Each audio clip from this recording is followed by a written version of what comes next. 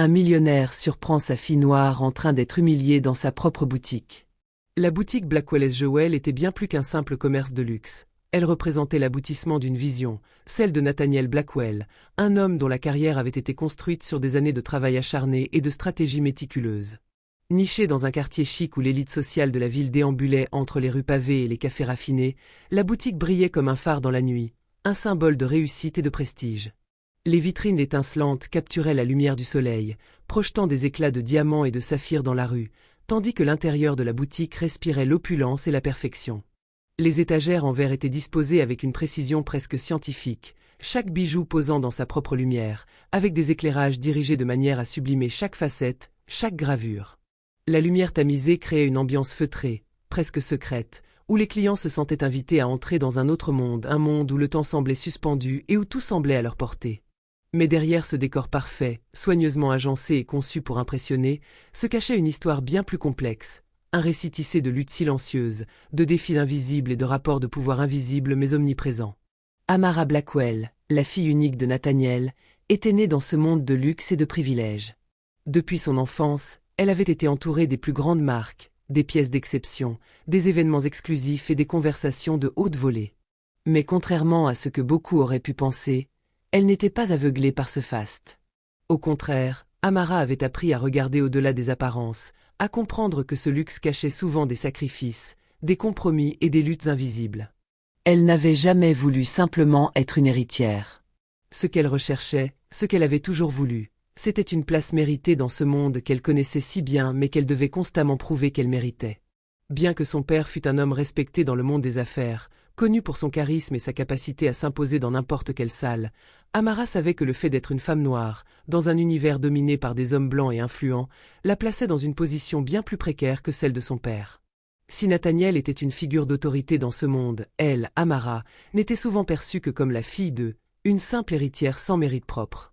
Dans les coulisses de la boutique, lorsqu'elle n'était pas en réunion avec son père ou dans ses rapports stratégiques, elle devait toujours se battre contre ce regard furtif, cette attitude de condescendance des clients et partenaires qui la sous-estimaient simplement à cause de sa couleur de peau. Elle avait appris jeune à se défendre. Elle savait que ses qualifications, son expertise et ses diplômes n'étaient jamais suffisants pour certains. Elle devait toujours faire plus. Travailler plus. Se dépasser, encore et encore, juste pour être perçue comme légitime.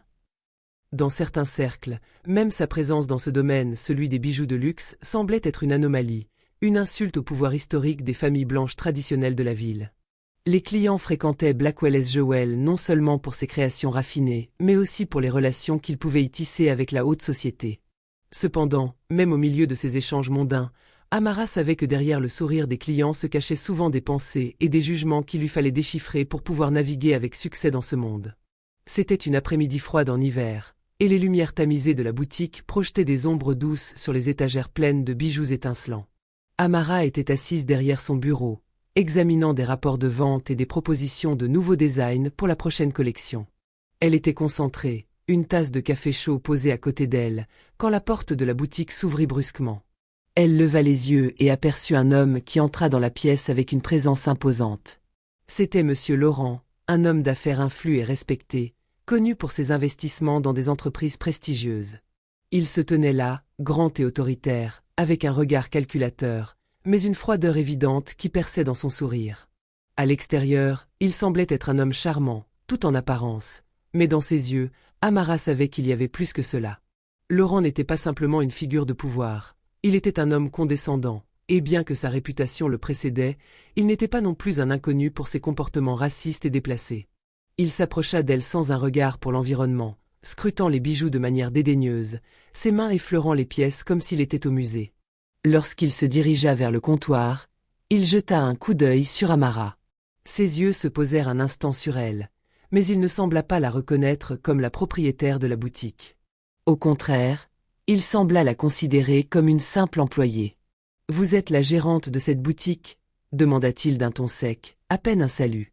Son regard balaya la pièce, comme s'il cherchait quelque chose à critiquer, quelque chose qui n'allait pas. Amara leva les yeux, son sourire professionnel se figeant en un masque de calme. Elle était habituée à ce genre d'attitude, mais cela ne voulait pas dire qu'elle le tolérait. « Oui, monsieur, je suis Amara Blackwell. Comment puis-je vous aider aujourd'hui? Le client la dévisagea, ses yeux se braquant sur ses traits noirs comme s'il venait de découvrir une anomalie dans un monde bien ordonné.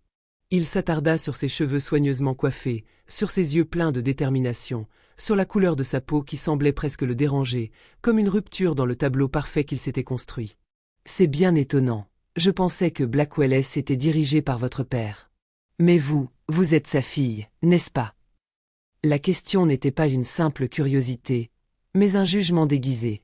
Ses paroles étaient chargées de sous-entendus, comme s'il s'attendait à ce que la seule réalité qui le bouleverse dans cette boutique de luxe soit précisément le fait qu'Amara soit là.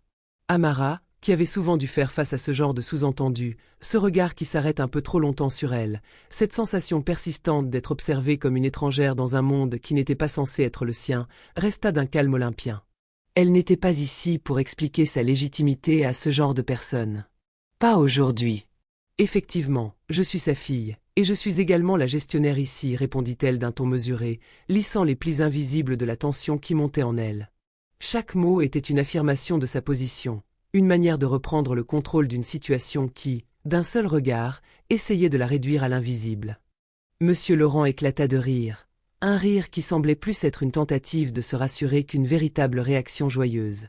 Ce rire résonna dans la boutique, frappant l'air avec une certaine brutalité, comme un affront délibéré. « Ah, c'est donc vous, la fameuse héritière. » Je dois dire, j'ai toujours cru que les affaires de ce genre étaient réservées à des gens plus adaptés à ce milieu. Il insista sur le mot adapté, le soulignant avec une condescendance presque palpable, comme s'il venait de révéler une vérité universelle que personne n'osait dire à voix haute. Les clients dans la boutique commencèrent à remarquer l'interaction, leurs regards se tournant lentement vers Amara. Certains feignirent de ne pas avoir entendu, baissant les yeux sur leurs achats ou feignant de s'intéresser à une vitrine. Mais d'autres, plus observateurs, échangèrent des regards furtifs. Un léger malaise s'installa dans l'air, comme si l'équilibre de l'espace luxueux était sur le point de se briser. Mais Amara, forte de son expérience face à de tels regards, ne se laissa pas affecter. Elle avait vu cette scène se jouer des dizaines de fois dans sa tête. Ces insinuations discrètes, ces piques à peine voilées qui voulaient dire « tu n'es pas à ta place ici », c'était le quotidien d'Amara. Mais chaque fois, elle résistait.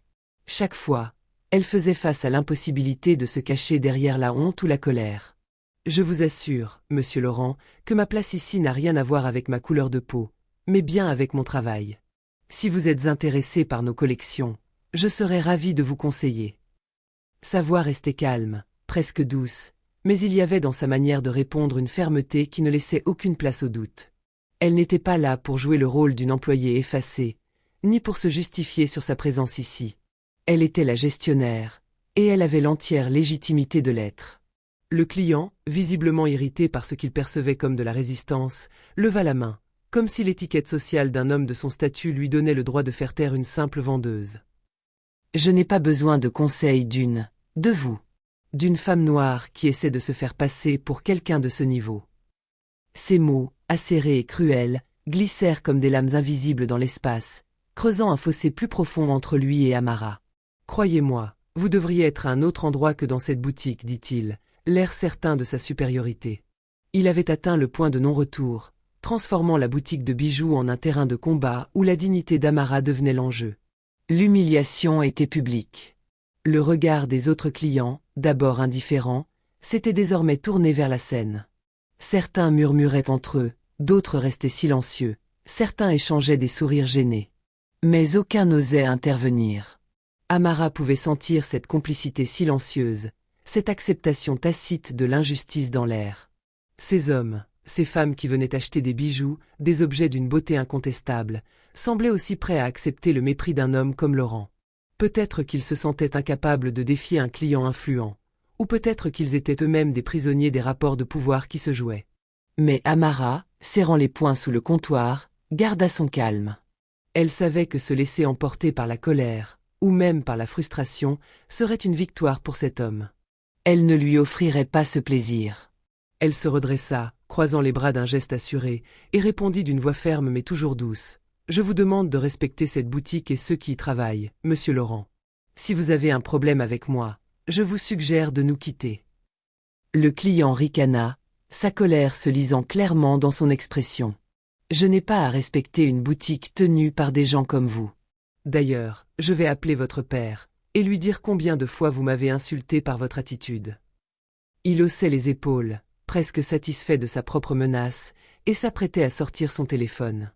Mais avant qu'il ne puisse faire un mouvement, la porte s'ouvrit brusquement, faisant tinter les cloches d'entrée. Nathaniel Blackwell entra dans la boutique, son manteau de luxe flottant derrière lui comme une ombre imposante. Dès qu'il franchit le seuil, il sentit l'atmosphère tendue. Les murmures s'étaient estompés, mais il n'y avait aucune ambiguïté dans le regard qu'Amara lui lança. Il n'avait pas besoin d'explication. Il avait entendu les rumeurs de la scène qui se déroulait depuis quelques minutes. Son regard s'assombrit en voyant l'expression sur le visage de sa fille. Ses traits, habituellement impassibles, se durcirent. Elle n'avait pas besoin de lui dire un mot pour qu'il comprenne ce qui venait de se passer.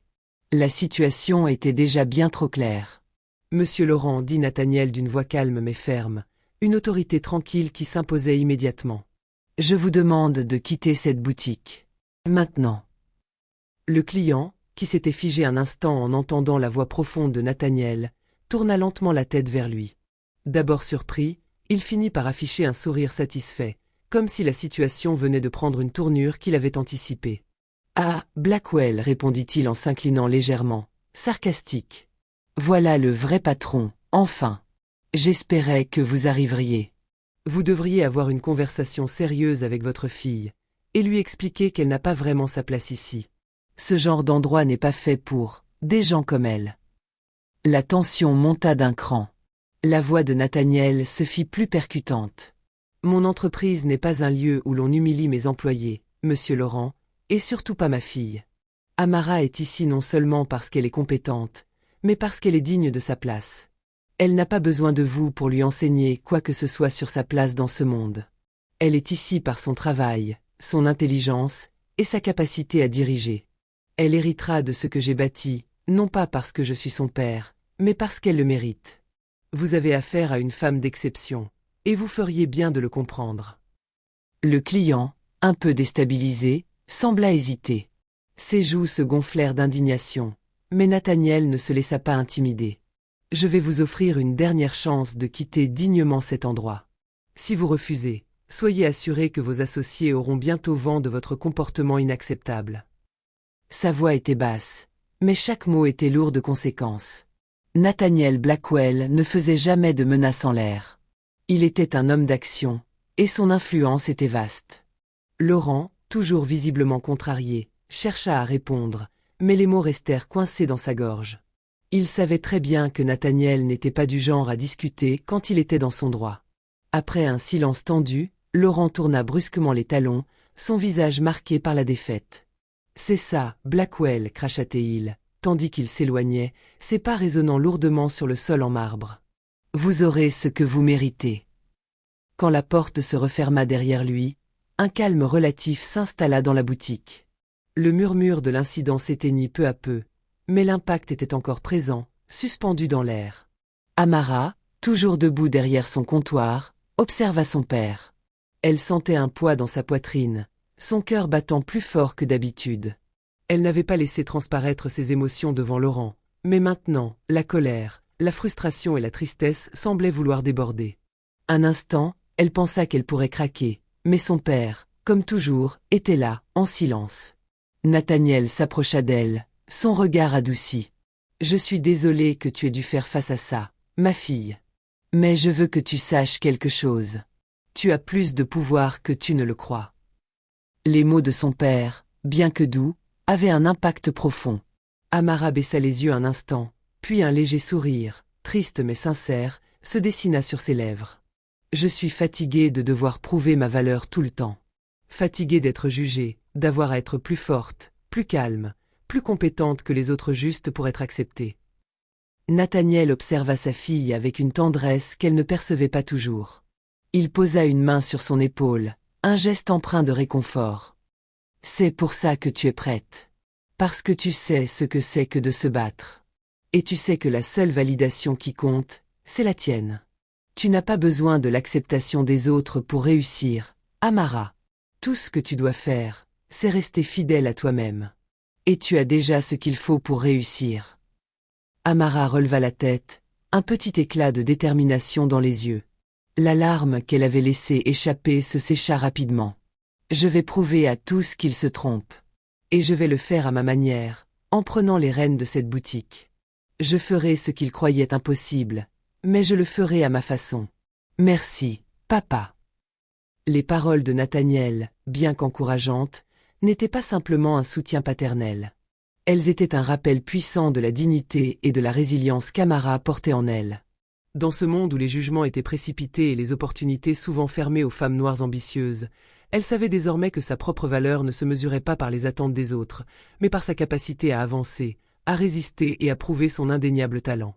Sous le regard bienveillant de son père, Amara comprit que le véritable pouvoir résidait dans l'assurance de ses choix, la conviction dans ses actions et la force tranquille qu'elle pouvait déployer face à ceux qui cherchaient à la faire taire. Elle n'était pas là pour jouer un rôle imposé.